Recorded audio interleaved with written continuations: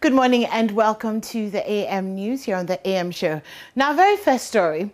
Musician Chatawale has been arrested by officials of the Ghana Police Service. The service confirmed his arrest through a Facebook post on Tuesday, October 19. According to the report, the singer turned himself in after the police declared him wanted.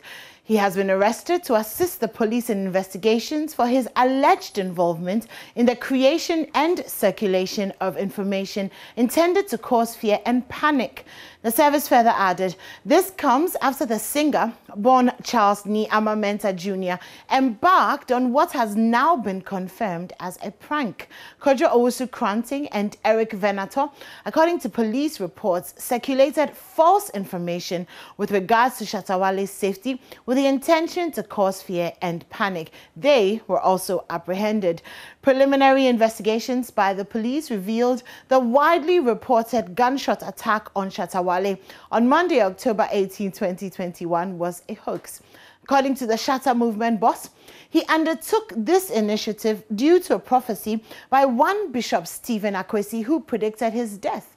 Meanwhile, the police service has advised citizens against publishing false information capable of disturbing the peace of the country. Okay, so let's move on from Chatawale. And it has emerged the mother of four, who allegedly butchered her 2-year-old son without any provocation, committed the act moments after returning from church. Police say 30-year-old Hannah Ekwia Efriye inflicted machete wounds on the head and lower abdomen of her son in the presence of 3 other children. But her neighbors at Ejakumboho say the suspects did not show any sign of abnormality until after the act. Hannah is currently on admission at the Ankerful Psychiatric Hospital after the Kodie Magistrate Court granted a police request to seek psychiatric examination for the suspect, whom police say acted strangely after her arrest. My colleague Ohiming Teria, who visited the family house at Ejakumboho, reports the children who witnessed the murder are yet to receive any psychological care. Behind me is the house where a 30-year-old mother of 4, Hannah Ekwia Efriye, is alleged to have butchered her 2-year-old son to death. According to the Kodie police, the incident happened in the presence of the 3 other children of the suspect, a situation which has left the children traumatized. Acting District Police Commander for Kodie, DSP Jeremiah Alali, has been explaining to Joy News how the suspect ended up killing the 2-year-old son. It was Sunday when the husband of the woman came to the station at Kodie to report that he was called that the wife, a 30-year-old woman by name Hannah Ekwia Efriye, slashed their 2-year-old son, Maxwell Piabuga, head with a cutlass for no reason. So he rushed this boy to Tafo Government Hospital and was pronounced dead on arrival. So I dispatched my men to the place. They went, and lo and behold, it did happen. So they arrested the woman after examining the body and then placed in a morgue over there for autopsy. Actually, they are traumatized. When we visited the scene, we saw how they were, at that point, they were afraid of their mother, their old mother, because it was a sad moment. They will not get closer to her. According to DSP Alali, police have not been convinced about the conduct of the suspect and has prayed the Kodie Magistrate Court to grant an order for further psychiatric examination for the suspect. They brought the woman, but upon interrogation, we realized that she wasn't normal.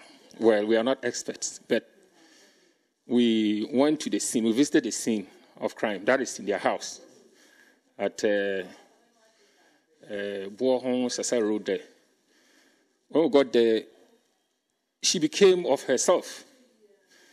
That young woman I have 4 children, including the one she killed. She started lamenting. The police have arrested me. So what are these children going to do? Then she became of herself. But since we are not experts in that area, we sent her back to custody. The following day, that was yesterday, Monday, we put her before Kodia Magistrate Court of murder, But we seen the way she was behaving. We applied for an order from the magistrate for her to be examined or assessed and give us a report, and we know what to do next.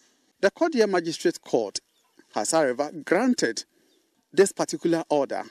And as we speak, the suspect and her family, led by the husband, have already left this house here to Ankafo Psychiatric Hospital to begin with a psychiatric examination. I came to meet some family members who are taking care of the children left behind here, but they say they cannot speak to the media because they have not been authorized to do so. From Ajakobo, for Joy News, Oimi Interior reporting. Now, some motorists are complaining about the recent increase in fuel prices.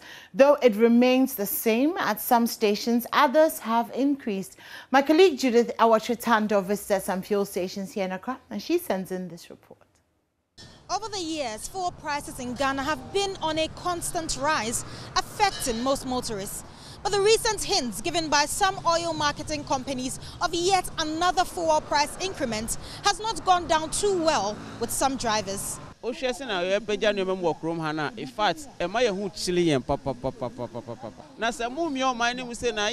the increment on most products in the country has made life difficult for the less privileged.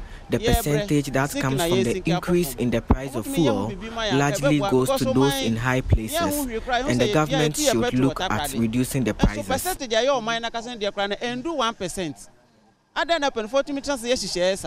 I'm here at the Total filling station at Avena, and the fuel price increment has already taken effect.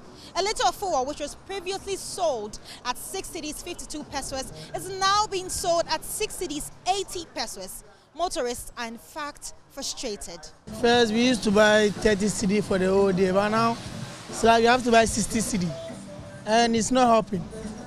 The way that we get, not the talk of we buying fuel 60 cedis. That's for my bag. I don't know for those who are using the big bags. They have to buy more. And the income is not that much here. We say even if you buy 60 cedis, we'll get more. You have to pay bills, you have to buy food and things. So the increase of the fuel here is not helping. It's too much. And now,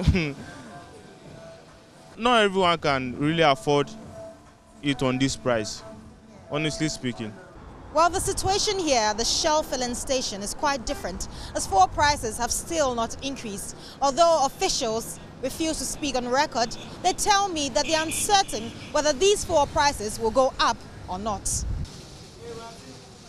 Well, I'm here at the Goil filling station in Nima, and the prices have also not gone up. But motorists are pleading that the station keeps the prices at a standstill, as an increment would gravely affect them. I'm not feeling happy. Why? Yeah, because you see, the moment the price will go up, everything will go up. Prices of foodstuffs, and everything. So we are pleading or we are begging. They should maintain the prices as at now. You understand? Because things are not moving on well. Honestly speaking, as a country, we feel it, the increase, because I don't think all of us will go. Sometimes we go for another company to buy from the oil company. So I think it really affects some of us too. But we appeal to them. So far as we are the customers, we appeal to them so that they don't increase it. Reporting for Joy News, my name is Judith Awatritando. Now, Chief Executive Officer of the Oil Marketing Companies Association, Kwekudria Ajiman, tells Joy News all fuel stations will be aligned by the end of the week. Okay, let's move on now. And a 400-acre land at Gomwa Fete within the Gomwa East District of the Central Region is fast becoming a replica of the old onion market at Agbogboshi.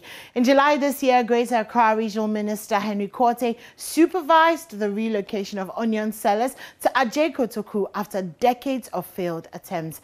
As their old site undergoes development, Joy News checks have revealed that some of the onion sellers are now occupying part of a 400-acre piece of land off the Winneba Highway.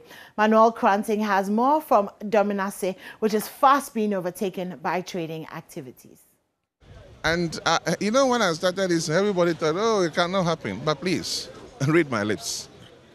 Nobody is going to come back here. It is done. Nobody. Greater Accra Regional Minister Henry Korte, as he led the relocation of the Agbogboshi onion sellers after years of failed attempts to move them to Ajay Kotoku. Indeed, they will not return, except some of them will find another spot at Gomwa Fete off the Winneba Highway to resettle. Dominase, as a new market space is called, sits on an undeveloped 400-acre landmass. Deputy Mankrado of the Achempim traditional area, Emmanuel Kumsin, explains how the land was allocated to the traders. The Onion Sellers Association, they came to this man called Dominase Sariki, and they lead them to Omayene Achempim Traditional Council, the president, and he welcomed them mostly.